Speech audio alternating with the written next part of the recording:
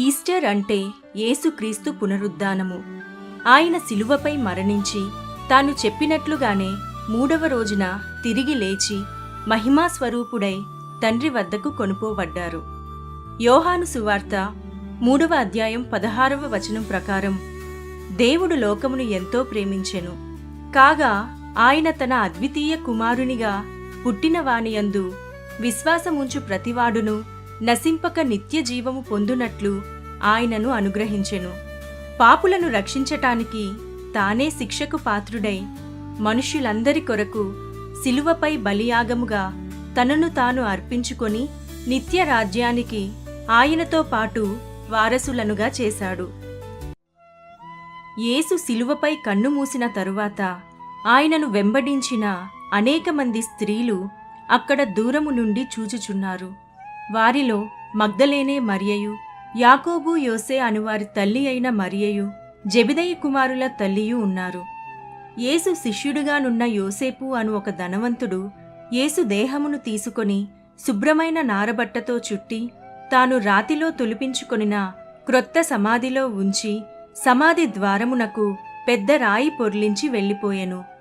ప్రధాన యాజకులును పరిసయులును పిలాతునొద్దకు వచ్చి, ఆ యేసు సజీవుడై ఉన్నప్పుడు 3 దినములైన తరువాత నేను లేచదనని చెప్పినది మాకు జ్ఞాపకమున్నది.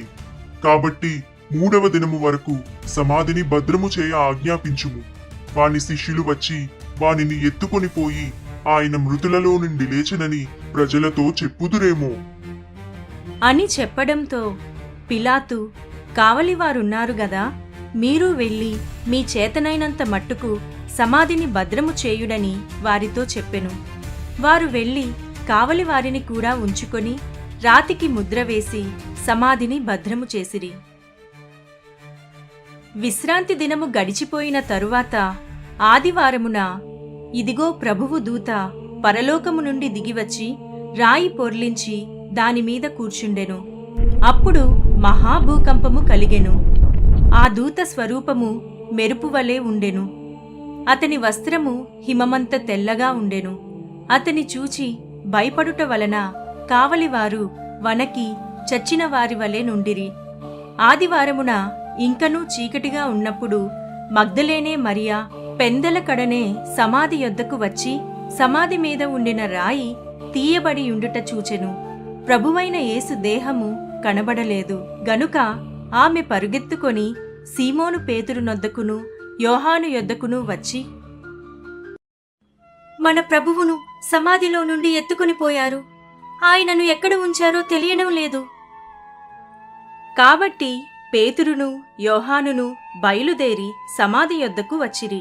సమాధిలో ప్రవేశించి నారబట్టలు పడియుండుటయు ఆయన తల రుమాలు నారబట్టల యొద్ద ఉండక వేరుగా ఒకచోట చుట్టిపెట్టి ఉండుటయు చూచెను. అప్పుడు యేసు ప్రేమించిన శిష్యుడు యోహాను లోపలికి పోయి చూచి నమ్మెను. ఆయన మృతులలో నుండి లేచుట అగత్యమను లేఖనము వారింకనూ గ్రహింపలేదు. అంతటా ఆ శిష్యులు తిరిగి తమ వారి యొద్దకు వెళ్ళిపోయిరి. అయితే మరియా సమాధి బయట నిలిచి ఏడ్చుచూ ఉండెను. ఆమె ఏడ్చుచూ సమాధిలో వంగి చూడగా తెల్లని వస్త్రములు ధరించిన 2 దేవదూతలు యేసు దేహము ఉంచబడిన స్థలములో తలవైపున ఒకడును కాళ్లవైపున ఒకడును కూర్చుండుట కనబడెను.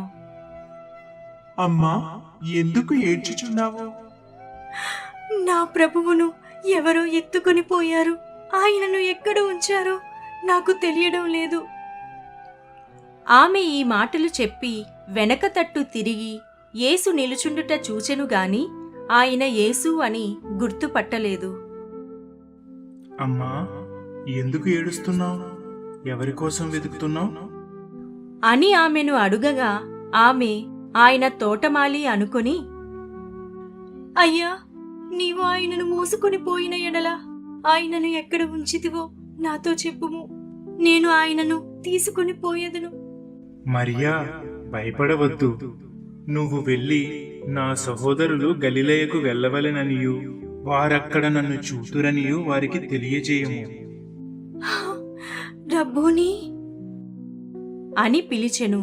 ఆ మాటకు బోధకుడని అర్థము.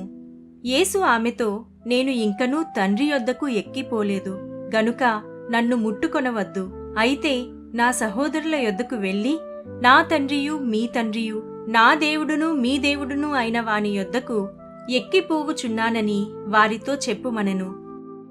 మగ్దలేనే మరియ వచ్చి, నేను ప్రభువుని చూచితిని, ఆయన నాతో ఈ మాటలు చెప్పెనని శిష్యులకు తెలియజేసెను. గలిలయ నుండి ఆయనతో కూడా వచ్చిన స్త్రీలు సమాధిని చూడవచ్చిరి.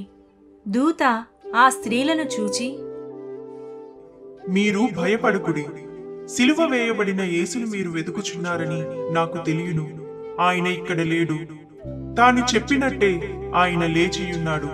త్వరగా వెళ్ళి ఆయన మృతులలో నుండి లేచియున్నాడని ఆయన శిష్యులకు తెలియజేయుడి అని ఆయన శిష్యులతో చెప్పుడనెను.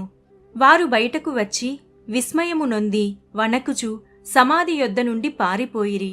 వారు భయపడినందున ఎవనితో ఏమీయూ చెప్పలేదు. యేసు మొదట మగ్దలేనే మరియకు కనబడెను. ఆయన శిష్యులు ఆయనతో ఉండినవారు దుఃఖపడి ఏడ్చుచుండగా ఆమె వెళ్ళి ఆ సంగతి వారికి తెలియజేసెను. గాని ఆయన బ్రతికియున్నాడనియు ఆమెకు కనబడెననియు వారు విని నమ్మకపోయిరి. ఆ దినమందే యేసుని వెంబడించిన వారిలో ఇద్దరు, క్లెయోపా మరియు సీమోను, యెరూషలేమునకు ఆమడ దూరమునున్న ఎమ్మాయి అను ఒక గ్రామమునకు వెళ్ళుచు జరిగిన ఈ సంగతులన్నిటిని గూర్చి ఒకరితోనొకరు సంభాషించుచుండిరి. వారు సంభాషించుచు ఆలోచించుకొనుచుండగా యేసు తానే దగ్గరకు వచ్చి వారితో కూడా నడిచెను. అయితే వారాయనను గుర్తుపట్టలేకుండా వారి కన్నులు మూయబడెను. మీరు ఒకరితో ఒకరు చెప్పుకొనుచున్న ఈ మాటలు ఎవరిని గూర్చినవి? యెరూషలేములో బస చేయుచుండి ఈ దినములలో అక్కడ జరిగిన సంగతులు నీవొక్కడవే ఎరుగువా? అవునా, అవి ఏంటి?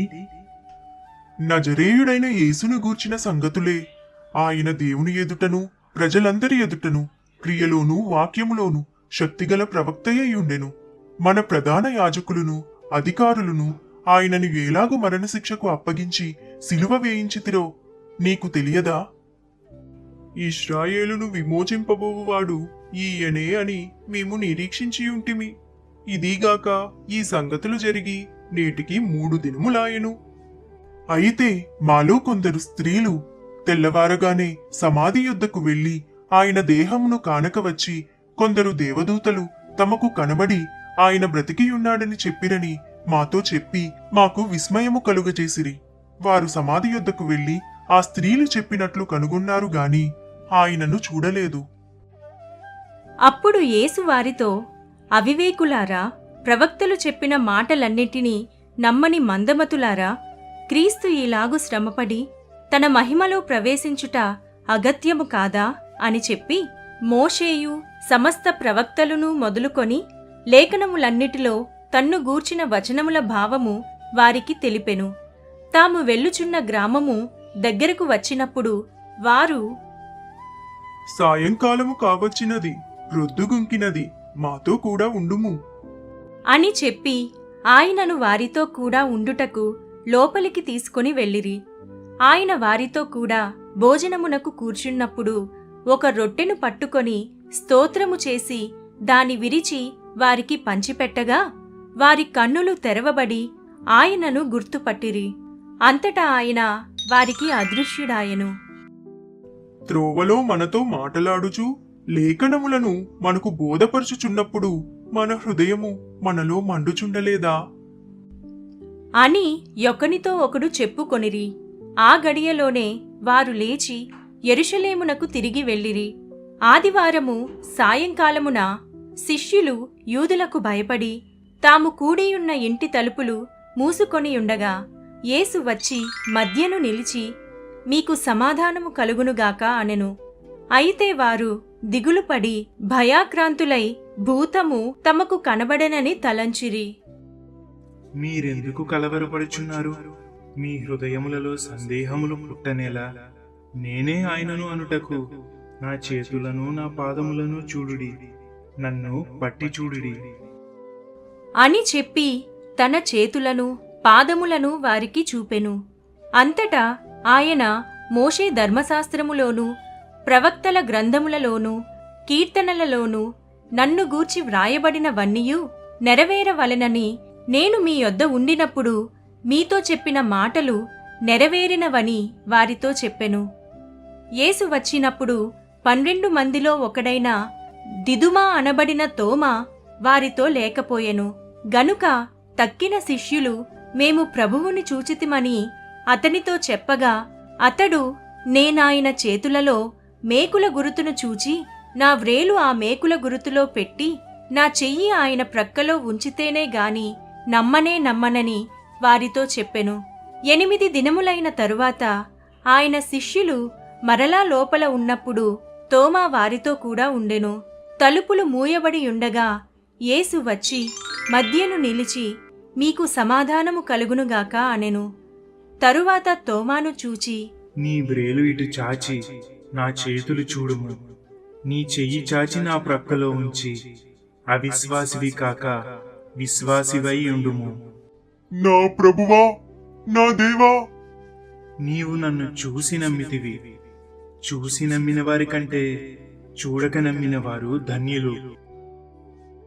మరియు అనేకమైన ఇతర సూచక క్రియలను యేసు తన శిష్యుల ఎదుట చేసెను.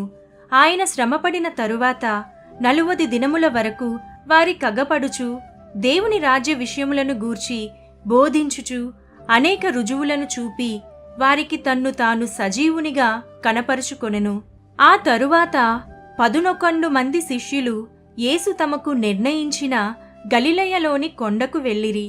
యేసు వారి యొద్దకు వచ్చి పరలోకమందును భూమి మీదను నాకు సర్వాధికారము ఇయ్యబడి ఉన్నది.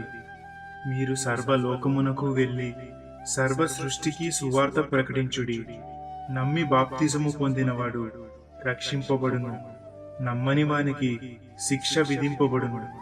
ఇదిగో నేను యుగ సమాప్తి వరకు సదాకాలము మీతో కూడా ఉన్నాను. ఈలాగు ప్రభువైన యేసు వారితో మాటలాడిన తరువాత వారు చూచుచుండగా ఆయన ఆరోహణమాయెను. అప్పుడు వారి కన్నులకు కనబడకుండా ఒక మేఘము ఆయనను కొనిపోయెను. ఆయన పరలోకమునకు చేర్చుకొనబడి దేవుని కుడిపార్శ్వమున ఆసీనుడయ్యెను. వీక్షిస్తున్న ప్రియ దేవుని బిడ్డలారా, ఈస్టర్ కేవలం పండుగ మాత్రము కాదు. మనకి యేసు ప్రభువు రక్షణ, విమోచనతో పాటు నిత్య జీవాన్ని ప్రసాదించిన రోజు. కేవలం అలవాటుగా కాక నిజమైన మారు మనస్సు కలిగి ఆయన ఇచ్చిన రక్షణలో నిలిచి ఉండాలని ప్రార్థిస్తూ మీ అభిప్రాయాలను మాకు తెలియజేయాలని, మీ విలువైన సలహాలను అందించాలని కోరుకుంటున్నాము. ఇలాంటి మరిన్ని బైబిల్ ఆధారిత కథనాల కొరకు, విలువైన అంశాల కొరకు, విశ్వాస యాత్రలో బలపరిచే మంచి బైబిల్ నీతి చెప్పే కథల కొరకు మా జీసస్ కథలు ఛానల్ని తప్పకుండా సబ్స్క్రైబ్ చేయండి. మా కథలను లైక్ చేసి షేర్ చేసి మమ్మల్ని సపోర్ట్ చేయండి.